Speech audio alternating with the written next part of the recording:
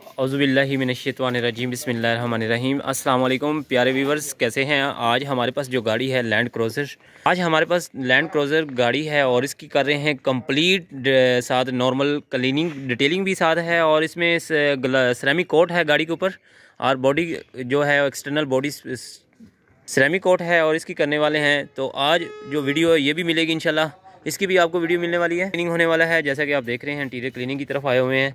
Interior भी साथ साथ हो रहा है और इस वक्त जो है बॉडी भी साथ साथ हमारे जो लगे हुए हैं।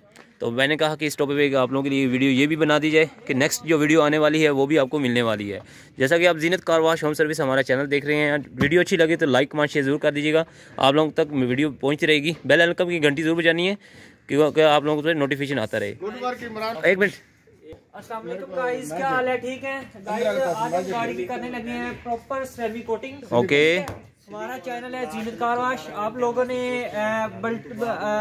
घंटी के बटन को जरूर प्रेस करना है, बेल आइकन को जरूर प्रेस करना है, हमारा चैनल सब्सक्राइब कीजिए, ठीक है, लाइक्स भी करिए, कमेंट भी करिए, ठीक है। और नहीं, थैंक यू। हमारे कहने का मकसद है कि आप लोग हमारे बेल आइकन की घंटी जरूर बजानी है क्योंकि आप लोगों को नई से नई इन्फॉर्मेशन मिलती रहे। तो हमारे शहबाज भाई साथ हैं, वो हमारे कह रहे हैं कि सब्सक्राइब जरूर कर दीजिए।